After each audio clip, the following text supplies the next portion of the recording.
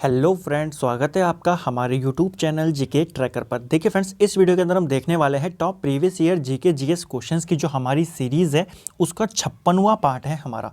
और इसके अंदर भी महत्वपूर्ण 50 क्वेश्चंस को देखेंगे और उनके साथ जो एक्स्ट्रा फैक्ट हैं, जो उनसे रिलेटेड और प्रश्न बनते हैं, उनको भी यहाँ पर करते हुए चलेंगे। तो 50 क्वेश्चन आप देखेंगे और आपका माइंड बिल्कुल खुल जाएगा और आप 60 से 70 क्वेश्चन आपके इसके अंदर आसानी से कवर हो जाएंगे। तो चलिए वीडियो को शुरू करते हैं। वीडियो पसंद आए वीडियो को शेयर ज़रूर करें।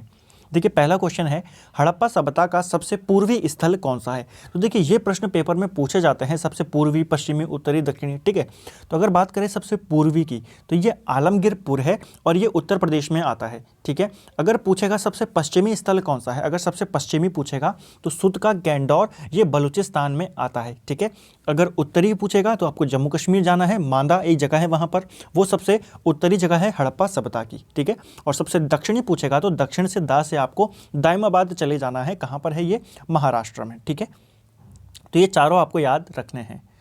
अगला है, महाप्राण किस कवि का उपनाम है। तो किस कवि को महाप्राण उपनाम से जाना जाता है? उनका नाम है सूर्यकांत त्रिपाठी निराला। और अगर बात करें इनका जन्म कब हुआ था, देखिए इनका जन्म होता है 22 फरवरी 1896 को और इनकी मृत्यु होती है 1961 में। ठीक है, तो ये भी आपको ध्यान में रखना है। इनका जन्म होता कहाँ है सूर्यकांत त्रिपाठी जी का? इनका जन्म होता है बंगाल में, एक जगह है मेदिनीपुर। ठीक है, तो मेदिनीपुर में इनका जन्म होता है, बंगाल के अंदर।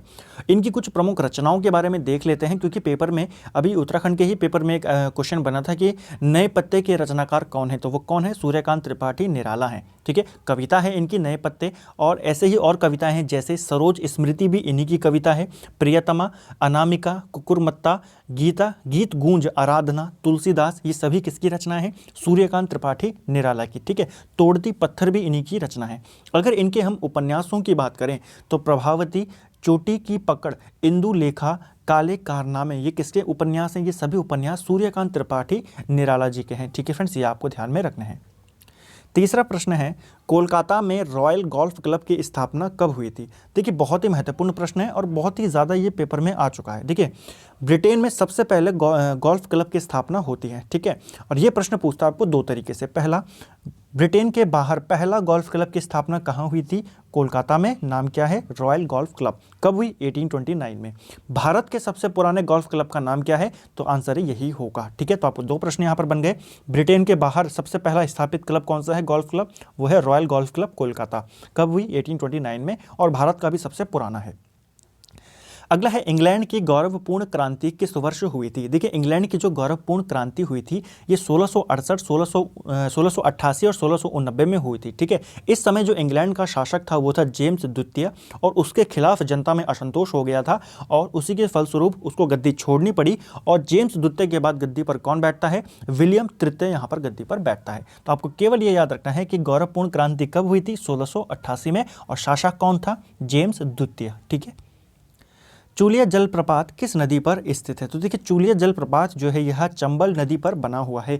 हमने पहले से ही ऑलरेडी वीडियो बनाई हुई है मैंने, जिसके अंदर मैंने सभी जो प्रमुख जलप्रपात हैं उनको मैंने वहां पर बताया है। तो अगर आपने वो नहीं देखा है तो प्ले लिस्ट में इंपॉर्टेंट टॉपिक्स करके एक प्ले लिस्ट बनी है, उसके अंदर जाके आप उसको देख सकते हैं। ठीक है फ्रेंड्स, अगला है, ऋग्वेद में किस विवाह का उदाहरण नहीं मिलता है। तो देखिए, ऋग्वेद के अंदर बाल विवाह का जो उदाहरण है वो नहीं मिलता है। ठीक है, कितने प्रकार के विवाह मिलते हैं वहाँ पर? 8 प्रकार के विवाहों का उल्लेख वहाँ पर किया गया है, और उनमें से प्रेम विवाह किस विवाह को कहा गया है? तो वह है गंधर्व विवाह। ठीक है, गंधर्व विवाह को ही प्रेम विवाह कहा गया है। ये भी पेपर में पूछा जाता है। हिंदू व्यू ऑफ लाइफ के लेखक कौन है? तो एस राधाकृष्णन जो है ये हिंदू व्यू ऑफ लाइफ के लेखक हैं। ठीक है, सिडबी का मुख्यालय कहाँ स्थित है? तो देखिए, सिडबी जो है small industry development bank of India, इसकी फुल फॉर्म है, आप इसको नोट डाउन कर सकते हैं, small industries development bank of India. इसका जो हेडक्वार्टर है वो लखनऊ में है, और इसकी स्थापना होती है 2 अप्रैल 1990 में। ठीक है, 1990 में इसकी स्थापना होती है, और मुख्यालय कहाँ है इसका? लखनऊ में इसका मुख्यालय है। अगला है महाद्वीपों का महाद्वीप किसको कहा जाता है? तो महाद्वीपों का महाद्वीप कहा जाता है एशिया को। अगर प्रश्न बनता कि प्रायद्वीपों का महाद्वीप या प्रायद्वीपों का द्वीप किसको बोला जाता है, तो वो बोला जाता है यूरोप को। ठीक है, आपको पता होगा ना प्रायद्वीप क्या होता है। प्रायद्वीप वो होता है जो 3 जगह से समुद्र से या पानी से घिरा हो, उसी को प्रायद्वीप कहते हैं। और प्रायद्वीपों का द्वीप या प्रायद्वीपों का महाद्वीप किसको बोला जाता है? यूरोप को। ठीक है, अंध महाद्वीप किसको बोला जाता है? तो वो है अफ्रीका को। ठीक है, और सबसे विकसित महाद्वीप कौन सा है? वो भी यूरोप है। ठीक है, ये आपको ध्यान में रखना है। अगला है मध्य रात्रि की कटोर में जब संसार सोता होगा, भारत अपने जीवन और स्वतंत्रता के लिए जाग उठेगा। ये किसने कहा था? ये कहा था जवाहरलाल नेहरू ने। ठीक है, 14-15 अगस्त की जो मध्य रात्रि थी, जब भारत आज़ाद हो रहा था, भारत को आज़ादी मिली थी, उस वक्त नेहरू ने ये स्टेटमेंट दिया था। ठीक है, किस पाउडर में खाने का सोडा व टार्टरिक अम्ल का मिश्रण होता है? तो वो कौन सा पाउडर है? बेकिंग पाउडर है। ठीक है, बेकिंग पाउडर का जो रासायनिक नाम है वो क्या है? Sodium bicarbonate. ठीक है, ये आपको ध्यान में रखना है। और वॉशिंग पाउडर का क्या है? तो वो है सोडियम कार्बोनेट। ठीक है, भारत में पुर्तगाली शक्ति का वास्तविक संस्थापक कौन था? देखिए, अब इसको थोड़ा सा समझ के चलते हैं। देखिए, भारत में आने वाले सबसे पहले यूरोपियन कौन थे? वो पुर्तगाली ही थे। ठीक है, और सबसे पहले जब पुर्तगाली आते हैं तो उनका जो जिसने भारत की खोज की बोला जाता है, वास्को डी गामा, वो आता है 1498 में। उसके बाद देखिए, अल्बुकर्क को वास्तविक संस्थापक माना जाता है पुर्तगाली शक्ति का, लेकिन ये दूसरा वायसराय था, दूसरा गवर्नर था पुर्तगाली। प्रथम पुर्तगाली गवर्नर कौन था? अगर ये पूछेगा कि भारत में प्रथम पुर्तगाली गवर्नर कौन था, तो वो था अल्मीडा। ठीक है, अल्मीडा 1505 में गवर्नर बन के भारत आया था। और इसी ने जो प्रसिद्ध जो नीति है, नीले पानी की नीति, ब्लू वाटर पॉलिसी, किसने अपनाई थी? तो वो अल्मीडा ने, फ्रांसिस्को डी अल्मीडा ने ही अपनाई थी। ठीक है, अल्बुकर्क की जो नियुक्ति होती है वो होती है 1509 में, और अल्बुकर्क ने 1510 में, यानी कि 1 साल बाद, जो बीजापुर का शासक था यूसुफ आदिल शाह, उसको पराजित किया और गोवा को पुर्तगाल के अधिकार में ले लिया। तो गोवा जीतने वाला गवर्नर कौन था? Alfonso de Albuquerque. कब जीता? 1510 में। और किसको हराया था? यूसुफ आदिल शाह को। ठीक है, ये आपको ध्यान में रखना है। इसलिए इसको वास्तविक संस्थापक माना जाता है पुर्तगालों का। ठीक है, पुर्तगाली शक्ति का। कृषि मूल्य आयोग की स्थापना किस वर्ष की गई थी? देखिए, कृषि मूल्य आयोग यानी कि पहले इसका नाम था CAP, commission for agriculture and prices. ठीक है, कमीशन फॉर एग्रीकल्चर प्राइसेस इसका पहले नाम था, और इसकी स्थापना की गई 1965 में। अब इसका जो वर्तमान नाम है वो है CACP, यानी कि commission for agriculture cost and prices. ठीक है, commission for agriculture cost and prices, ये इसका वर्तमान नाम है CACP। और इसका जो ये वर्तमान नाम आया, ये आया 1985 में। ठीक है, तो आपको देखिए 2 बातें याद रखनी है। पहला, CAP की स्थापना कब की गई? 1965 में। CAP का जो नाम परिवर्तित करके CACP किया गया। बहुत इंपॉर्टेंट प्रश्न है फ्रेंड्स। ठीक है, CACP कब किया गया? 1985 में। और जो सरकार जो MSP, आजकल जो इतना बवाल चल रहा है ना फ्रेंड्स, तो जो सरकार MSP की घोषणा करती है कि हम इस फसल को इतना मूल्य देंगे, यानी कि न्यूनतम समर्थन मूल्य, तो वो जो घोषणा करती है सरकार, वो CACP की सिफारिश पर ही करती है। ये भी आपको ध्यान में रखना है। किसके सिफारिश पर करती है? CACP की ही सिफारिश पर करती है। ठीक है, ईस्ट इंडिया कंपनी ने बम्बई द्वीप कब प्राप्त किया था? देखिए, ईस्ट इंडिया कंपनी ने को जो ये बम्बई द्वीप मिला था, ये 1668 में मिला था। और इसको जब उनको मिल गया था, उसके बाद जो गेराल्ड ओंगियार था, उसने मुंबई द्वीप को बसाने का कार्य वहाँ पर शुरू किया था। ठीक है, ये आपको ध्यान में रखना है। मुंबई शुरुआत में किसके कब्जे में था? ये पुर्तगालियों के कब्जे में था। ठीक है, लेकिन क्या होता है, 1661 में जो इंग्लैंड का राजकुमार होता है, जिसका नाम क्या था? चार्ल्स द्वितीय, और जो पुर्तगाल की राजधानी थी, क्या उसका नाम क्या था? कैथरीन ऑफ ब्रगेंसा, उनका वहाँ पर विवाह होता है, और दहेज स्वरूप इनको क्या मिल जाता है? बम्बई द्वीप मिल जाता है। ठीक है, फिर 1668 में जो चार्ल्स द्वितीय था, उसने कंपनी को बम्बई लीज पर दे दिया था। ठीक है, ये आपको ध्यान में रखना है। यूरोप का रोगी किस देश को कहा जाता है? यानी कि यूरोप का मरीज कहा जाता है तुर्की को। ठीक है, और अगर पूछेगा एशिया का मरीज किसको बोला जाता है, तो एशिया का मरीज बोला जाता है चीन को। किस हड़प्पाकालीन स्थल से एक ईंट पर बिल्ली का पीछा करते पंजों के निशान मिले हैं? तो एक ईंट पर बिल्ली का पीछा करते हुए पंजों के निशान मिले हैं चन्हूदड़ों से। ठीक है, हड़प्पाकालीन ये स्थल है। भारत में ऑपरेशन फ्लड जनक किसे कहा जाता है? तो ऑपरेशन फ्लड का जनक जो माना जाता है, वो माना जाता है वर्गीज कुरियन को। ठीक है, ऑपरेशन फ्लड यानी इसको श्वेत क्रांति भी बोला जाता है, और श्वेत क्रांति का जनक किसको बोला जाता है? ये वर्गीज कुरियन को। ठीक है, ये आपको ध्यान में रखना है। अगला है किस देश को उगते हुए सूर्य का देश कहा जाता है? तो उगते हुए सूर्य का देश जापान को कहते हैं। और अगर प्रश्न आएगा मध्यरात्रि का सूर्य का देश किसको बोला जाता है? तो वह है नॉर्वे। ठीक है। किसे महाराष्ट्र का सुकरात कहा जाता है? तो महाराष्ट्र का सुकरात बोला जाता है एमजी रनाडे को। ठीक है। एमजी रनाडे, महागोविंद रनाडे, ये किसके गुरु थे? गोपाल कृष्ण गोखले के। ठीक है। और गोपाल कृष्ण गोखले किसके गुरु थे? ये गुरु थे महात्मा गांधी के। ठीक है, ये आपको ध्यान में रखना है। संविधान के किस अनुच्छेद में अधीनस्थ एवं जिला न्यायालयों का प्रावधान किया गया है? देखिए, संविधान में जो अधीनस्थ और जिला न्यायालय हैं उनके लिए 233 जो अनुच्छेद है, 233 से लेकर 237 तक वहाँ पर इनके लिए प्रावधान किया गया है। और अगर पूछेगा हाई कोर्ट के लिए, तो हाई कोर्ट के लिए 214 से लेकर 231 तक प्रावधान किया गया है। ठीक है, 231 तक। उत्पादन का सर्वाधिक गतिशील कारक कौन सा है? तो उत्पादक का जो सर्वाधिक गतिशील कारक है वो है पूंजी। ठीक है, जितनी ज़्यादा आपकी पूंजी होगी आपका उत्पादन उतना ज़्यादा होने की संभावनाएं हैं। ठीक है। इंग्लैंड में औद्योगिक क्रांति की शुरुआत किस उद्योग से हुई थी? देखिए, इंग्लैंड में जो औद्योगिक क्रांति चली थी इसका जो काल माना जाता है वो 1760 से लेकर 1840 तक माना जाता है, यानी कि लगभग 80 साल तक।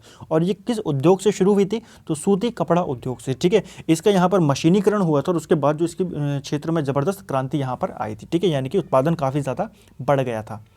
भूस्थितिक उपग्रह किस गति से पृथ्वी की परिक्रमा करते हैं? तो वो पृथ्वी की गति से ही करते हैं। ठीक है। जो स्टेशनरी सैटेलाइट्स होती हैं वो पृथ्वी की गति के अनुसार ही घूमती हैं। ठीक है, तो आपको ध्यान रखना है किस रफ्तार से करते हैं? पृथ्वी की जो गति है उसी रफ्तार से। पाकिस्तान ने बांग्लादेश को कब मान्यता दी थी? देखिए, बांग्लादेश आपको पता है आज़ाद कब हो जाता है? बांग्लादेश आज़ाद हो जाता है 16 दिसंबर 1971 को, लेकिन इसको मान्यता नहीं देता है पाकिस्तान। फाइनली क्या होता है, मई 1974 में बांग्लादेश को मान्यता दे देता है पाकिस्तान। ठीक है, तो 71 में बांग्लादेश आज़ाद हुआ और बांग्लादेश का जो संविधान था वो 4 नवंबर 1972 को लागू होता है। ठीक है, और उसके 2 साल बाद इसको पाकिस्तान मान्यता दे देता है। अगला है कबूलियत और पट्टा प्रथा किसने प्रारंभ की थी? तो ये 2 प्रथा हैं, कबूलियत और पट्टा प्रथा, ये शुरू की थी शेरशाह सूरी ने। ठीक है, दिल्ली पर दूसरे अफगान वंश की स्थापना करने वाला ये शासक था। ठीक है, यानी कि दिल्ली में अफगान वंश की स्थापना करने वाला दूसरा शासक कौन था? वो था शेरशाह सूरी। पहला अफगान शासक कौन था दिल्ली का? वो आप मुझे कमेंट करके ज़रूर बताएंगे। ठीक है फ्रेंड्स, किसी तत्व की परमाणु संख्या कौन सी संख्या होती है? तो किसी तत्व की जो परमाणु संख्या होती है वो नाभिक में यानी कि न्यूक्लियस के अंदर जो प्रोटॉन की संख्या होती है उसे ही एटॉमिक नंबर बोलते हैं। भारत छोड़ो आंदोलन के समय किसने कांग्रेस रेडियो का प्रसारण प्रारंभ किया था? तो उनका नाम था उषा मेहता। अरुण ग्रह पर सूर्योदय किस दिशा में होता है? देखिए, अरुण ग्रह यानी कि जो यूरेनस है, यूरेनस पर जो सूर्य उदय होता है वो होता है पश्चिम दिशा में, जबकि आपको पता है पृथ्वी पर किस दिशा में होता है? पूर्व दिशा में होता है। ठीक है, इसीलिए जो अरुण ग्रह यूरेनस है और जो शुक्र है यानी कि वीनस और यूरेनस, इन दोनों में जो सूर्य आता है यानी कि जो इन दोनों की जो घूर्णन गति है यानी कि जो किस दिशा में ये घूमते हैं, ये क्लॉकवाइज घूमते हैं। जबकि आपको पता है पृथ्वी कैसे घूमती है? पृथ्वी एंटी क्लॉकवाइज घूमती है। पृथ्वी पश्चिम से पूर्व घूमती है ना, और ये दोनों ग्रह कैसे घूमते हैं? पूर्व से पश्चिम। ठीक है, यूरेनस को जो अरुण ग्रह है इसको विलियम हर्शल ने खोजा था 1781 में। पूछा जाता है किसने इसकी खोज की थी, और इसी ग्रह को लेटा हुआ ग्रह भी बोला जाता है। ठीक है, और शुक्र ग्रह के बारे में तो आपको जानते ही हैं, इसको सांझ का तारा, भोर का तारा भी बोला जाता है, पृथ्वी की बहन इसको बोला जाता है, सबसे गर्म ग्रह है। ठीक है, ये सारी बातें आपको पता हैं। अगर आपने नहीं देखा है तो सौरमंडल के ऊपर मैंने एक पूरी वीडियो बनाई है जिसमें सौरमंडल से संबंधित सभी प्रश्नों को मैंने उसके अंदर लिया है, आप उसको जाके देख सकते हैं। वो भी इंपॉर्टेंट टॉपिक्स के अंदर या ज्योग्राफी के टॉपिक के अंदर आपको मिल जाएगी। 23 अगस्त 1954 तक राज्यसभा को किस नाम से जाना जाता था? देखिए, राज्यसभा को काउंसिल ऑफ स्टेट्स के नाम से जाना जाता था, और लोकसभा का अगर आपको पूर्व नाम पूछेगा तो लोकसभा को हाउस ऑफ कॉमन्स भी बोल सकते हैं। ठीक है, यहाँ पर फिलहाल राज्यसभा का पूछ रहा है तो काउंसिल ऑफ स्टेट राज्यसभा को बोला जाता था पहले।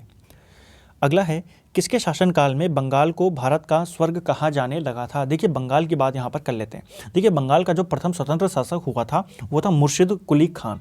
मुर्शिद कुली खान जो था ये बंगाल का शासक बना 1713 में, और 1727 तक ये वहाँ का शासक रहा। उसके बाद सरफराज नाम का कोई शासक आता है, वो बंगाल की गद्दी पर बैठा। सरफराज को गिरिया के युद्ध में, एक युद्ध होता है 1740 में, ठीक है, 1739 में, तो गिरिया के युद्ध में सरफराज को अलवर्दी खान ने हरा दिया था और बंगाल का शासक बन गया था, ठीक है। और अलवर्दी खान ने जब उसको हरा दिया उसके बाद इसने मुगलों को कर देना बंद कर दिया था और बंगाल इतना संपन्न हो गया था कि इसको भारत का स्वर्ग कहा जाने लगा था। बाद में जो सिराजुद्दौला आएगा, जो प्लासी का युद्ध होता है जहाँ पर, तो वो इसी का बेटा या भतीजा था, ठीक है, ये आपको ध्यान में रखना है। तो बंगाल का स्वर्ग अलवर्दी खान को बोला जाता है। इसी ने गिरिया के युद्ध में सरफराज को हराया था और बंगाल की गद्दी पर ये बैठा था, ठीक है। कहाँ का था ये? तो ये बिहार का सूबेदार था। ये 1740 में गद्दी पर बैठा और 1756 तक रहा। और इसकी मृत्यु के बाद गद्दी पर कौन बैठता है? सिराजुद्दौला, जिसके टाइम पर ब्लैक होल त्रासदी भी होती है और प्लासी का युद्ध भी होता है। अगला है, शनि को सूर्य के चारों ओर चक्कर लगाने में कितना समय लगता है? देखिए, जो शनि है उसको सूर्य के चारों ओर चक्कर लगाने में 29 वर्ष का समय लगता है। अगर बात करें सर्वाधिक समय किसको लगता है सूर्य का चक्कर लगाने में, तो वो है वरुण ग्रह। वरुण ग्रह है, उसको कितना लगता है? 164 वर्ष उसको लगते हैं लगभग, ठीक है, 164.8 शायद इतना है, ठीक है। तो इतना टाइम उसको लगता है। और अगर सबसे मिनिमम पूछा जाए कि सबसे कम समय में सूर्य का चक्कर कौन लगाता है, तो वो है बुध यानी कि मरकरी, जो कि 88 दिन में चक्कर लगा लेता है। और अगर पूछेगा अपने एक्सिस पर सबसे तेज़ कौन घूमता है, तो अपने एक्सिस पर सबसे यानी कि सबसे तेज़ घूमने वाला ग्रह कौन सा है? वो है बृहस्पति, यानी कि सबसे कम समय में वो अपने एक्सिस पर एक चक्कर लगा लेता है। और सबसे अधिक समय कौन लगाता है? शुक्र। लेनिन ने किस वर्ष रूस में नई आर्थिक नीति लागू की थी? तो ये की थी 1924 में। राष्ट्रीय स्वास्थ्य नीति किस वर्ष अस्तित्व में आई थी? तो राष्ट्रीय स्वास्थ्य नीति जो थी ये 1983 में आई थी, ठीक है। मुगल काल का सबसे योग्य लेखक किसे माना जाता है? तो मुगल काल का सबसे योग्य लेखक माना जाता है अबुल फजल को, ठीक है। वानर सेना और मंजरी सेना किस आंदोलन से संबंधित थी? तो ये आंदोलन है सविनय अवज्ञा आंदोलन और इसी से संबंधित है वानर सेना और मंजरी सेना। विजय दिवस कब मनाया जाता है? देखिए, विजय दिवस मनाया जाता है 16 दिसंबर को, क्योंकि इसी दिन भारत ने जो पाकिस्तान को पराजित किया था और एक नए राष्ट्र का निर्माण किया था, बांग्लादेश, ठीक है। आप मुझे कमेंट करके बताएं कि कारगिल विजय दिवस कब मनाया जाता है, ठीक है। राष्ट्रीय महासागर प्रौद्योगिकी संस्थान कहाँ स्थित है? तो राष्ट्रीय महासागर प्रौद्योगिकी संस्थान की जो लोकेशन है वो है चेन्नई में। ब्रिटेन की ईस्ट इंडिया कंपनी की स्थापना के समय भारत का बादशाह कौन था? देखिए, ईस्ट इंडिया कंपनी की स्थापना ब्रिटेन में 1600 ईस्वी में हो जाती है और 1600 में जो भारत का शासक था वो कौन था? अकबर, ठीक है। दिल्ली में कौन बैठा हुआ था? अकबर। भारत में जनगणना अधिनियम किस वर्ष बना? तो भारत में जो जनगणना अधिनियम बना ये बना 1948 में। आपको पता है भारत में सर्वप्रथम जनगणना कब हुई थी? ये हुई थी 1871 में और 1871 या 1872 में हुई थी शायद, ठीक है। आप इसको एक बार देख लेना। और रेगुलर कब से होने लगी? रेगुलर होने लगी 1881 से। लेकिन अगर पूछेगा जनगणना अधिनियम कब बना, तो ये बना भारत की आज़ादी के बाद 1948 में। अगला है, किस तारामंडल के तारे ध्रुव तारे की ओर संकेत करते हैं? तो उसका नाम है सप्तऋषि। जो तारामंडल है वो ध्रुव तारे की ओर इशारा करते हैं।